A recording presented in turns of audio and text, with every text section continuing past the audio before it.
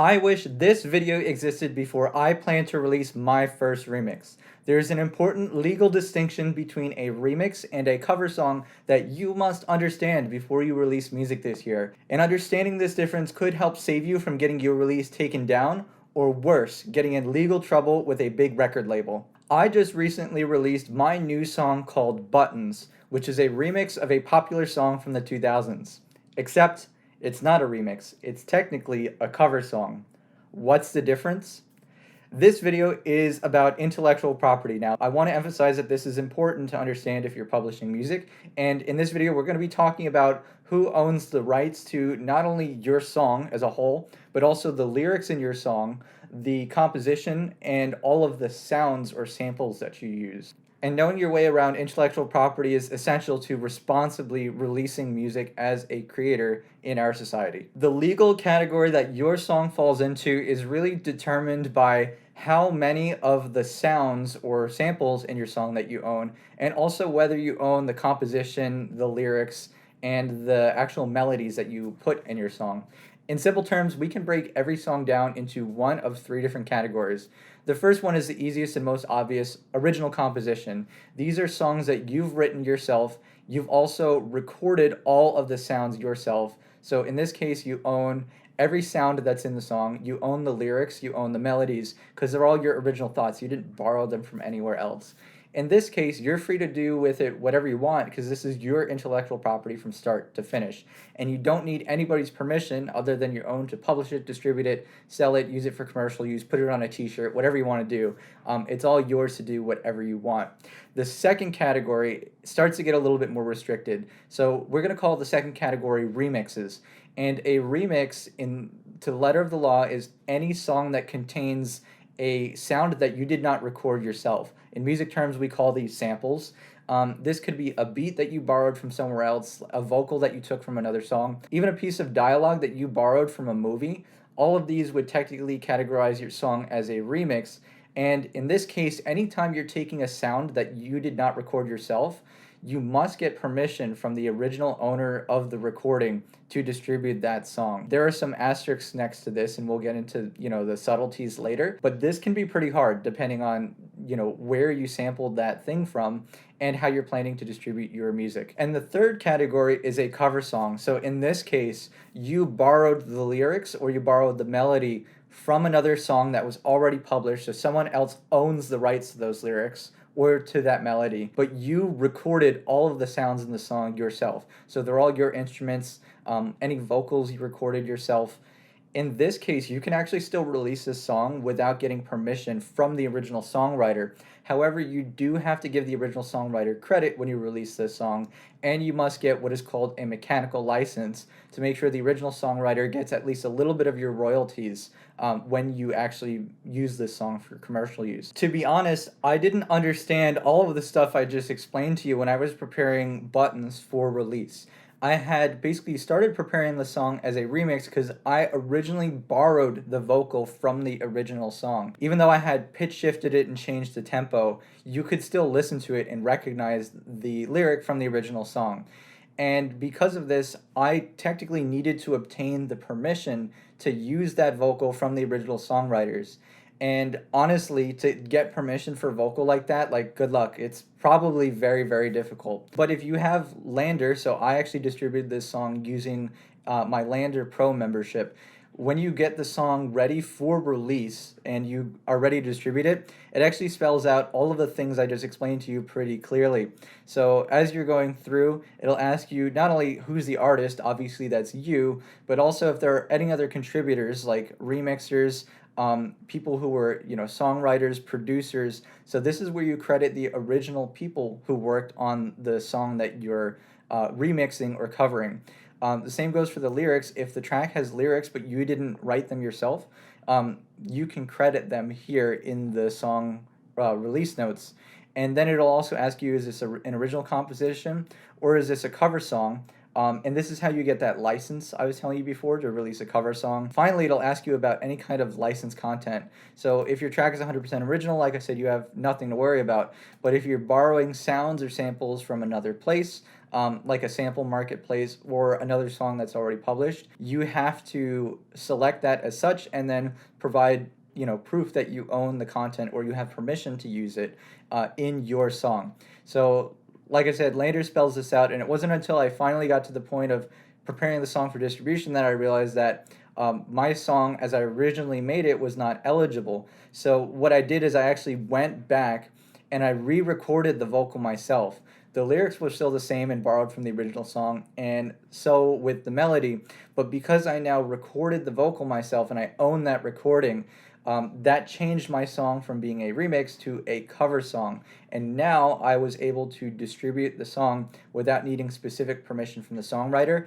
I just needed to credit them in the release when I set it up. And I'll show you what that looks like for the song. This is the actual release that is now publicly available for anyone to listen to. And you can see as we scroll through, the way I set it up is I have composition type is cover song, and I credit the original artist, and the original composers are the songwriters who worked on this, and I also have them credited as the lyricists, so people who actually wrote the lyrics that are sung in the song. And I got all of this information from Wikipedia, actually, because this song is enough of a high-profile song that information is really convenient to get to. So it actually made that part pretty easy.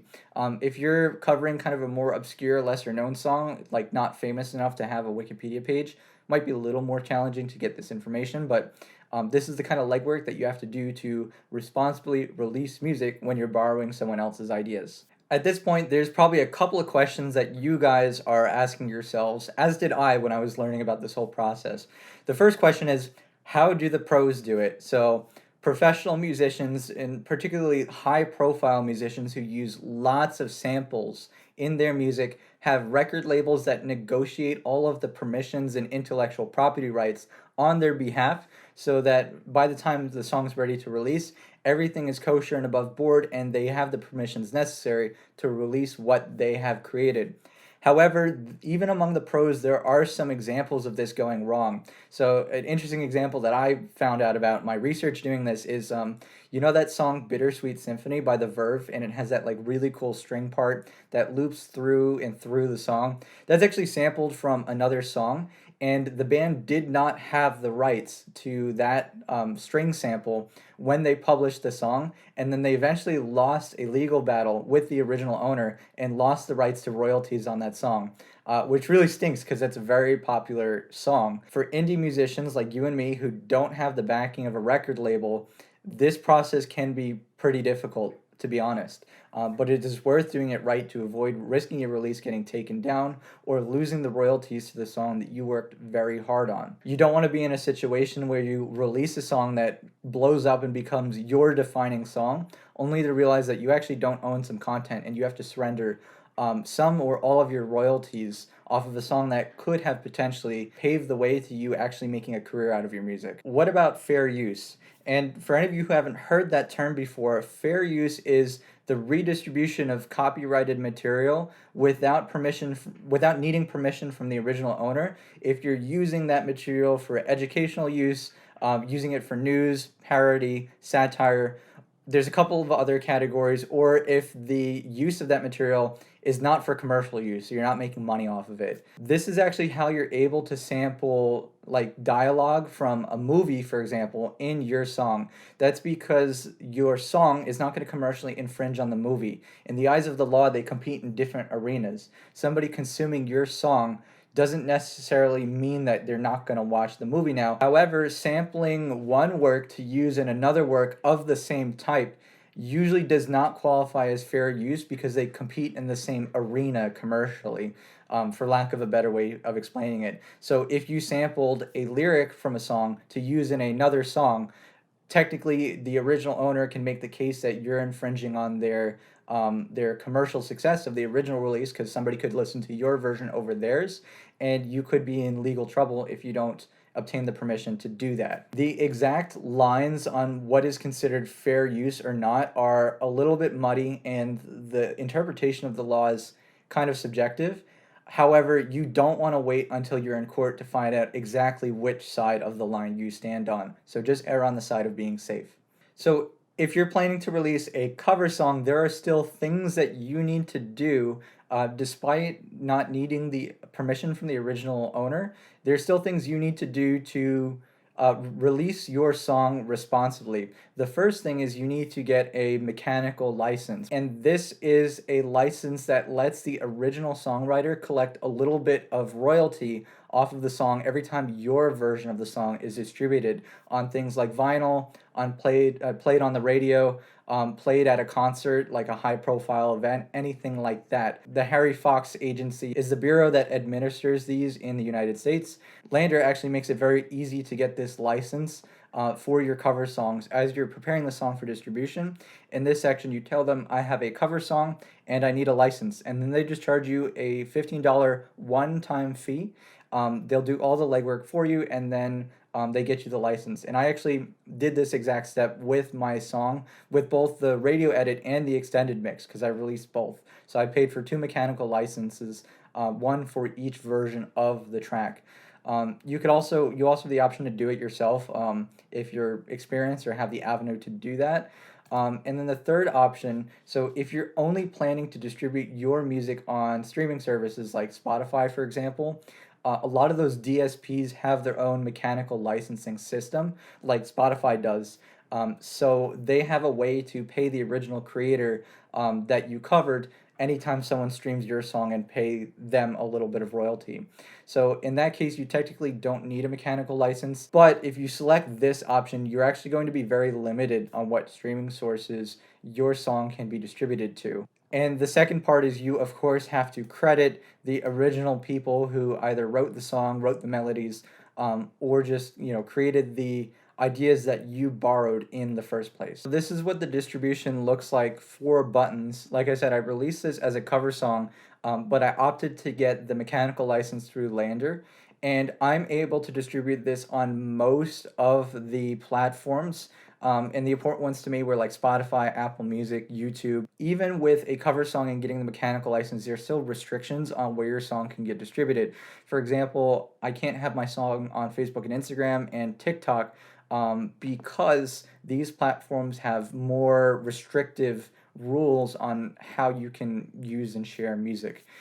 If you had opted not to get the mechanical license and told LANDR I only plan to distribute this on DSPs, this would be even more limited. And I opted not to do that because it took Apple Music, it took iTunes, YouTube, and some of the other ones I care about off the table. Basically, any of these platforms that offer users to get a digital download of your song, you're not eligible to distribute on those if you don't have a mechanical license. The cost of getting a mechanical license through the Harry Fox Agency varies based on which distribution service you're using.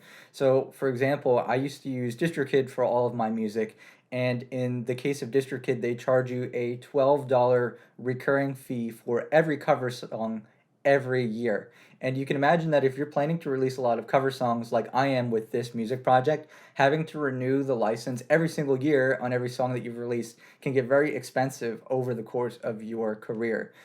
CD Baby offers a similar service for $18 per song, but you have to use like another platform and it's confusing. It's not quite as streamlined. LANDR makes it pretty easy, in my opinion, and it's just a one-time $15 fee, and then it's taken care of for the lifetime of the song. You don't have to renew it. If the song's out for, however long, I don't have to keep paying to renew it. This video is sponsored by the kind folks over at LANDR who are gracious enough to let me use their pro distribution tools in exchange for having me teach you guys about how to use it and the kind of features that it offers. If you're interested in trying out LANDR, you can use my referral link down below for a 20% off discount off of any subscription on their platform, including the mastering plugin. And in exchange, I also get a small commission for referring you guys. And that's a way that you can support the channel, and you can also support the people who support this channel if you're considering LANDR for your music distribution or mastering needs. And I'll put the link to that in the description down below where you guys can check it out. Thanks for watching, guys. I hope you found this video informative, because I know I personally didn't know any of this like 4 weeks ago before I was releasing my song. And hopefully it helps you guys avoid any kind of legal trouble when you're releasing your remixes or cover songs in the future. Anyway, this video is part of a small series of videos that I'm going to make following this release, from the time it's distributed to release to promoted, and just go over the life cycle of this song. And it'll be a really cool opportunity to see releasing a first song on a brand new artist project from scratch. So if you're interested in learning about the life of this release, be sure to subscribe and join me in the other installments of this series, where we'll be going into more detail into different parts of the release process. Thanks for watching, and I hope to see you guys in the next one.